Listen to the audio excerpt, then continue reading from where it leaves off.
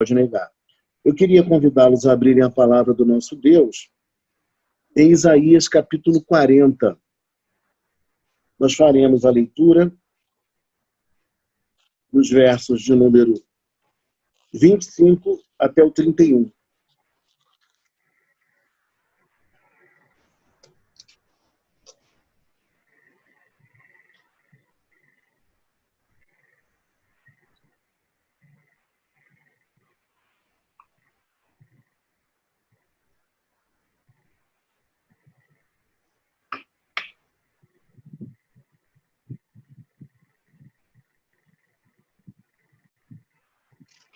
Amém? Todos acharam? Versículo. Isaías 40, versículos 25 a 31. 25 a 31.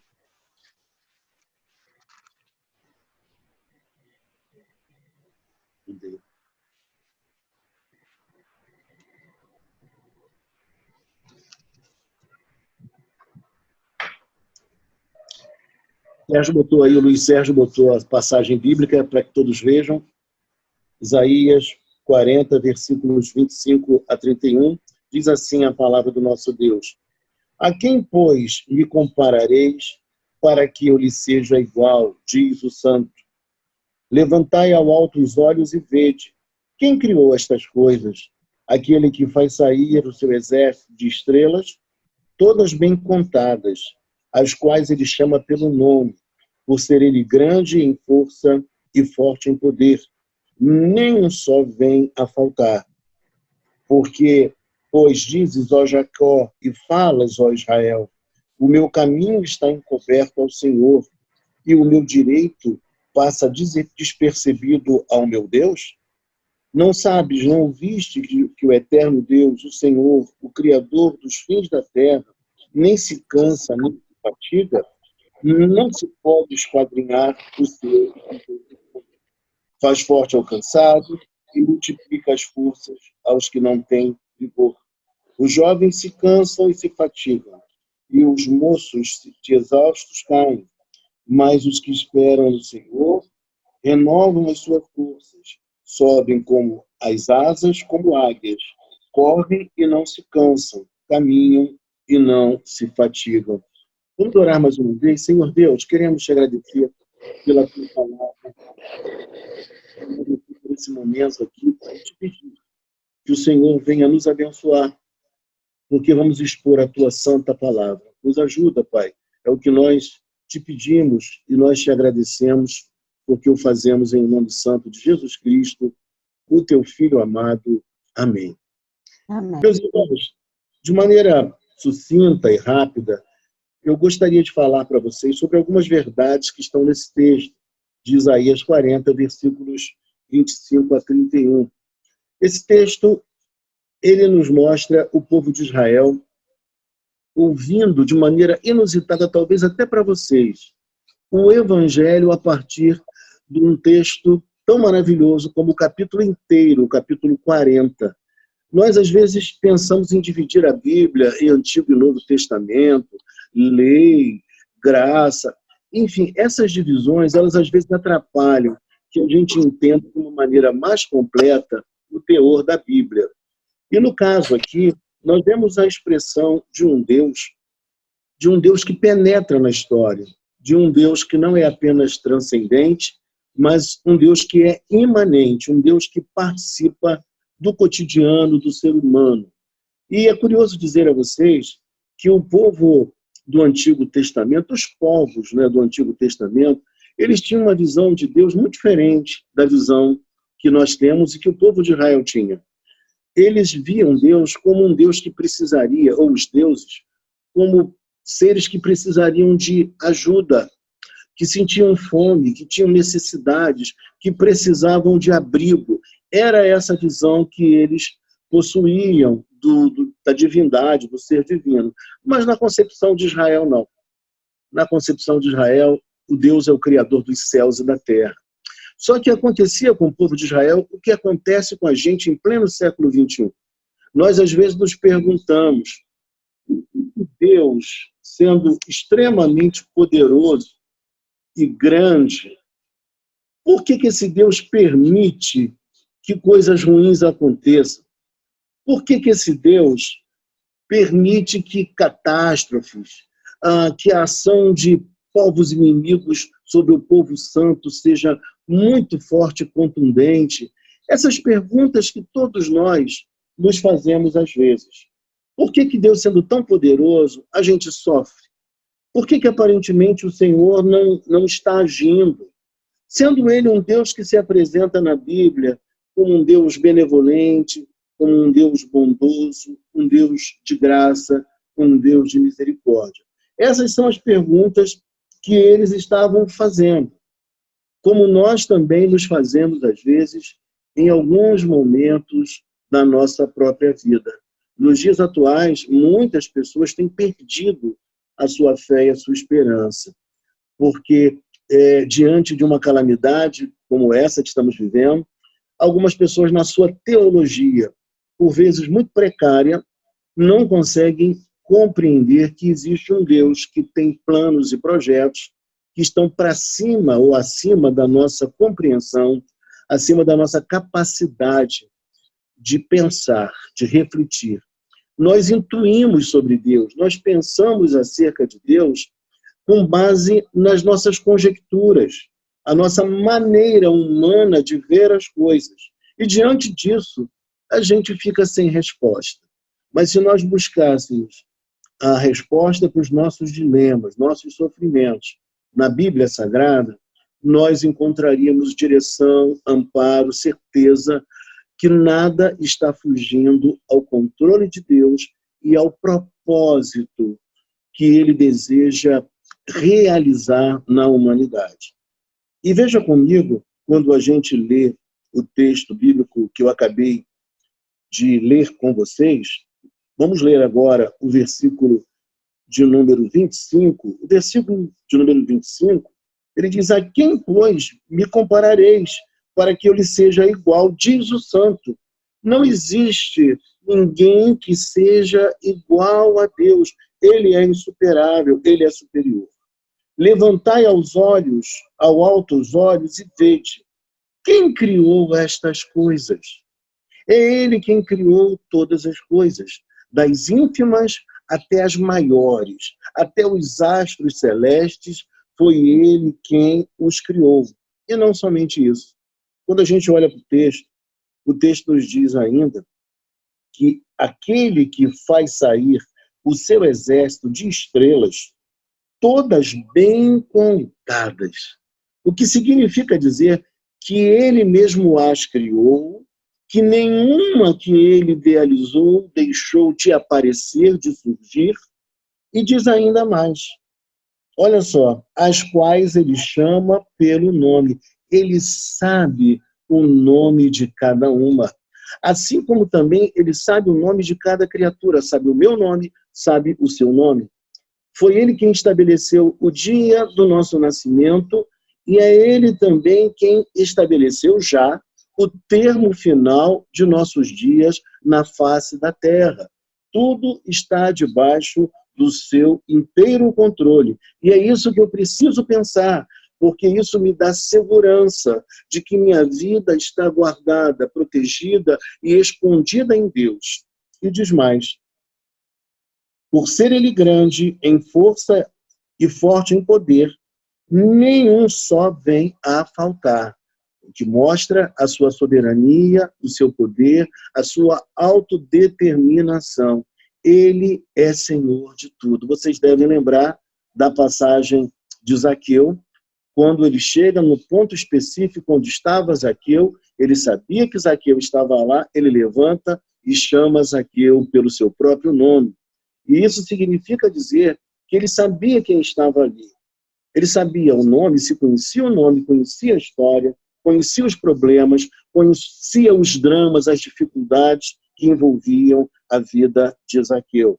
Assim como ele conhece os dramas da minha vida, e ele conhece também o drama da sua vida. Ele sabe o que me aflige, ele sabe da minha tristeza, ele sabe dos meus sonhos, das minhas dificuldades, dos meus problemas. E o que é mais lindo, por ele ser transcendente, ele também é imanente. Ele está profundamente interessado em tudo que ocorre com a minha vida e também com a sua vida. Ele não se esqueceu de nós. Ele tem planos, e os seus planos ele vem realizando progressivamente, paulatinamente na história. E aí, versículo 27 diz assim: por que, pois, dizes, ó Jacó, e falas, ó Israel, o meu caminho está encoberto ao Senhor, e o meu direito passa despercebido ao meu Deus. Essas eram as indagações feitas pelo povo de Deus no Antigo Testamento. Também são as indagações que nós fazemos em pleno século XXI. Por vezes parece que o nosso direito está encoberto, Senhor. Parece que o Senhor não está agindo, não está operando. É uma indagação, é um pensamento que paira sobre a nossa cabeça. E nós temos que admitir que aquelas pessoas que ainda não conhecem ao nosso Deus, quando elas pensam em Deus, elas encontram uma grande e profunda dificuldade em acreditar nele. Porque as perguntas que eles fazem, que essas pessoas fazem, são perguntas mais ou menos assim: cadê Deus? O que está acontecendo? Se Deus é bom, como dizem que ele é bom, por que ele não age e não põe fim a isso tudo? 2000 anos já se passaram de pregação do Evangelho e parece que nada mudou. A corrupção campeia, a maldade está no mundo, a enfermidade está aí. Cadê Deus? A fome presente. Cadê Deus? Para muitas pessoas, isso é profundamente difícil para que elas compreendam. Da mesma forma que, por vezes, acontece também com o próprio povo eleito do Senhor. O próprio povo do Senhor, quando é honesto e sincero, por vezes se pergunta: onde está Deus diante de tudo isso que está acontecendo conosco? E aí o texto vai nos dizer assim, no versículo 28, não sabes, não ouviste que o eterno Deus, o Senhor, o Criador dos fins da terra, não se cansa nem se fatiga, não se pode esquadrinhar o seu entendimento? O que Isaías diz aqui é que a mente do Senhor, ela é muito superior à nossa mente humana.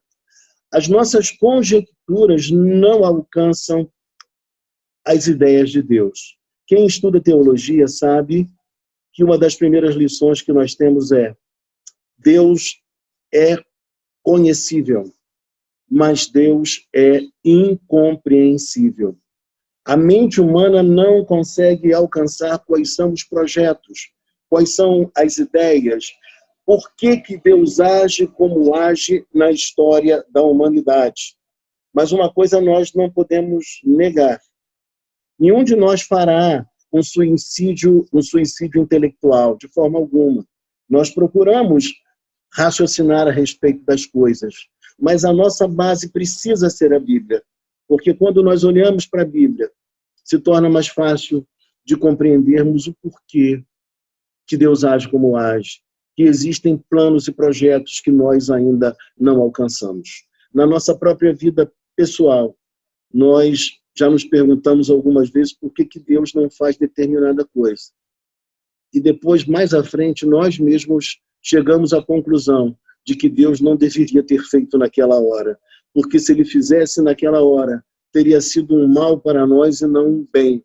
E quando Deus realiza algo na nossa vida, sempre é no tempo exato, na hora marcada, no momento adequado. E é essa esperança que esse texto nos convida a ter em Deus e a ter também em Jesus Cristo, o Filho de Deus encarnado. E quando a gente olha para o texto ainda, me vem à mente o texto de Romanos capítulo 11, versículos 33 a 36. Né? Ó a profundidade da riqueza, tanto da sabedoria como do conhecimento de Deus. Vocês conhecem bem esse texto. Esse texto mostra para nós que Deus nunca precisou de conselheiros. Ele próprio se autodetermina. Ele sabe o que está fazendo. Mas no mesmo texto nos mostra que a nossa capacidade de compreendê-lo é que é pequenina. A gente não consegue compreender cabalmente aquilo que Deus está fazendo. Mas esse versículo 28 e os seguintes mostram para nós que Deus é invariável, Deus é imutável. Então eu posso ter certeza de que tudo que Ele faz é bom, e tudo que Ele faz atende a um propósito santo, porque Ele é um Deus santo, ainda que eu não compreenda os porquês de Deus. E aí, irmãos, o versículo 29 nos diz assim: faz forte ao cansado e multiplica as forças aos que não têm nenhum vigor.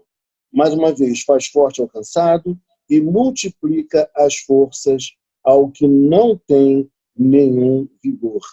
Esse texto mostra para nós, o versículo 29, a total incapacidade humana diante das questões da vida, das vicissitudes, dos problemas, das enfermidades, das crises sociais. Nós nos sentimos profundamente cansados e abatidos e dizemos mais ou menos assim: eu não creio em mais nada e em mais ninguém, não tenho força mais. Mas o texto nos mostra que é esse Deus maravilhoso que a gente não consegue compreender, que nos dá capacitação, que nos fortalece, que multiplica as nossas forças quando a nossa coragem vai embora, quando nós não temos mais disposição para continuar, porque a luta é profundamente renhida, ela é sangrenta, ela parece que vai acabando conosco, mas aí Ele próprio, Ele mesmo vem ao nosso encontro e nos dá uma nova força, uma nova disposição. E o texto enfatiza ainda mais isso no verso 30, quando diz: os jovens se cansam e se fatigam, e os moços de exaustos caem. E ele diz que até mesmo aqueles que são mais novos, que a vida está vicejando, eles também não têm essa força absoluta, eles também precisam da força de Deus, da mudança de Deus, do renovar de Deus, porque eles também se sentem abatidos e cansados. Ante ao futuro, às vezes, não encontram esperança quando olham para o país, quando olham para o mundo e veem tanto desemprego, tanta maldade, tanta crise que nos envolve. Mas é o próprio Deus que nos adestra, que nos prepara, que nos ensina para que de maneira madura, de maneira consciente, nós possamos continuar. Deus não quer criar um povo inseguro, um povo completamente infantil, mas um povo preparado para as lutas da vida, para os embates sociais, para tudo aquilo que nós enfrentamos no dia a dia de cada um de nós. Nós precisamos dessa força de Deus, dessa orientação, da sabedoria da sua palavra, para quando o mal vier, quando as dificuldades surgirem, nós termos condição em Deus de responder assertivamente, com coragem, com disposição, sabendo que Deus levanta homens e mulheres para fazerem, para cumprirem os seus propósitos na face da terra. E para a gente poder terminar, o versículo 31, ele é profundamente esperançoso ao meu coração e ao seu coração também. Quando ele diz assim: mas os que esperam no Senhor renovam as suas forças. E eu fui pesquisar o que essa palavra renova tem a ver mais precisamente no original. E a ideia é de trocar uma roupa. Trocar uma roupa, por exemplo, desgastada por uma roupa nova. É trocar uma roupa que já não está limpa por uma roupa verdadeiramente limpa, uma roupa velha por uma roupa nova. E aí é o que Deus está querendo dizer para nós. É Ele quem renova as nossas forças. Ele tira aquilo que é velho, aquilo que é antigo, aquilo que é imprestável, que é insuficiente, e Ele próprio introjeta em nós. Lembrando na parte espiritual, é Ele quem tira o coração de pedra, e é Ele quem coloca um coração de carne. é Ele que renova a nossa vida, é Ele que nos faz assentar em lugares celestiais em Cristo Jesus, como diz Efésios. Ou seja, é Ele quem renova a nossa mente, nos dá novos pensamentos, nova maneira de perceber a vida e tudo que nos acontece. Ah, meus irmãos, que coisa maravilhosa confiar nesse Deus. E diz mais, sobem com asas, se cansam, caminham e não se fatigam. Caminham e não se fatigam. E ele encerra dizendo para nós que essa renovação, ela é tão grande, que dá disposição a nós de caminharmos de forma ligeira, de continuarmos nas nossas empreitadas, na nossa luta, com muita expectativa boa, de vida bonita, de coisas construtivas que ainda faremos segundo os propósitos de Deus, porque nós vivemos aqui para glorificar o nome de Deus. A nossa vida só faz sentido quando desfrutamos de Deus e vivemos para Deus. É somente assim que nós encontramos felicidade na vida e segurança para enfrentar as maiores calamidades. Porque haja o que houver, aconteça o que acontecer, Deus está contigo, Deus está comigo, Ele é o Senhor da minha vida, Ele é o Senhor da sua vida, e é Ele quem nos renova e que tira todo o cansaço, toda a insegurança, toda a decepção e faz com que nós continuemos a viver com alegria, com esperança, glorificando o nome de Jesus na face da terra. Saiba você, nesta noite, que Deus está te renovando. Deus está te dando novos pensamentos, nova percepção sobre a saga humana na face da terra, sobre a Bíblia Sagrada, sobre a maneira de você ver Deus. E tudo isso você encontra na própria palavra do Senhor. E uma vez que você faça isso, você terá alento, você terá novo ânimo, disposição para viver a sua vida e enfrentar todas as coisas que vierem ao seu encontro. Que Deus possa te abençoar, que Deus possa me abençoar e que essa palavra seja comunicada às pessoas que estão à nossa volta, que precisam saber que existe um Deus operante na face da terra, que tem propósitos, que ama o ser humano, que Ele é santo, que Ele é bom e que Ele tem propósitos para a nossa vida. É assim que nós terminamos, em nome de Jesus Cristo. Amém. Eu gostaria, meu amado irmão, minha amada irmã, de orar por vocês. Eu quero orar por todos vocês nesta hora. Eu sei que cada um de vocês tem um pedido. Vocês têm um pedido na mente. Eu também tenho meus pedidos, irmãos, não são poucos. Perdi 2 pessoas com o Covid nesses dias, né? E pessoas próximas, tem pastores doentes. O senhor que eu fiz o casamento, celebrei o casamento, veio a falecer, lá de Vista Alegre. Ontem eu recebi notícias também de filhos. Hoje soube de mais um pastor internado. Mas nós não vamos perder a nossa confiança e a nossa esperança em Deus. Ele é soberano sobre todas as coisas. Vamos orar pelo nosso país, pelo nosso Brasil. Vamos esquecer bandeiras partidárias. Vamos esquecer essas coisas que nos separam, que atrapalham a nossa convivência. E vamos pedir a Deus por nossa gente, do nosso Brasil, pelo progresso da nossa nação, para que no mundo também haja saúde e haja cura. Vamos pedir pela parte emocional de cada um de nós, porque, meus queridos, eu sei que não é fácil, mas Deus está trabalhando na nossa vida dentro desse tempo de clausura. Deus está nos ensinando coisas espirituais. Vamos orar ao nosso Deus?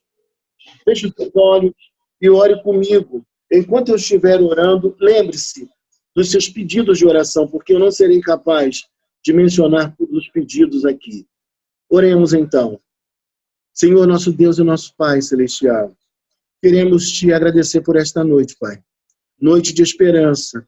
Noite que o Senhor nos diz pela sua palavra, que é o Senhor mesmo que nos dá vestes novas, que é o Senhor que nos renova, é o Senhor que nos anima, é o Senhor que não mudou, é o Senhor que tem propósitos, é o Senhor que nos chamou soberanamente, nos salvou, é o Senhor que cuida da nossa vida, de cada dia, de cada coisa que acontece conosco. Nós queremos te louvar e dizer que a nossa confiança está pautada em Ti, Senhor, somente em Ti. Nós queremos te agradecer por cada um desses irmãos que entraram nesta noite para cultuar ao Senhor, para ouvir a palavra, Pai. Por aqueles que não puderam entrar também, Pai. Que o Senhor os abençoe, que o Senhor abençoe a casa de cada um deles, que o Senhor abençoe os familiares, que o Senhor abençoe a saúde, a provisão financeira de cada um, Pai. Ó Deus querido, pedimos pelo progresso do nosso país, Pai, que saiamos dessa crise também política, econômica, Pai amado, social. Ó Deus querido, que haja uma grande, profunda mudança, que o Senhor levante verdadeiramente homens e mulheres na nossa nação, com probidade, com honestidade, com seriedade, homens que visem mais o bem da nação do que o seu bem particular, os seus interesses próprios. Nós te pedimos, Senhor Deus, pelo mundo também, Pai. Ó Deus, que haja a cura, Pai, e que essa pandemia tenha um fim, ó Deus. Ó Deus, que haja saúde em toda parte, Pai, que haja progresso no mundo, Pai, que haja alegria nos corações, que haja festa, mas que haja, acima de tudo, a festa de vermos pessoas se convertendo ao senhorio de Jesus Cristo, o teu Filho amado. Nós queremos orar, ó Deus, também por aqueles que estão enfermos, Pai. Lembramos, Pai, da Gabriele, Pai, ó Deus, que está na Europa, mas que carece do teu favor, da tua bênção, da tua cura. Nós confiamos que o Senhor é maior que a sua enfermidade, Pai. Nós oramos pelo Assir, pela Linges, Pai, pelo seu Ayrton, pela Lenilda, Senhor Deus. Lembramos, Senhor Deus, também da irmã Graciete, da Alice, Pai amado. Pai, são tantos irmãos, Pai querido.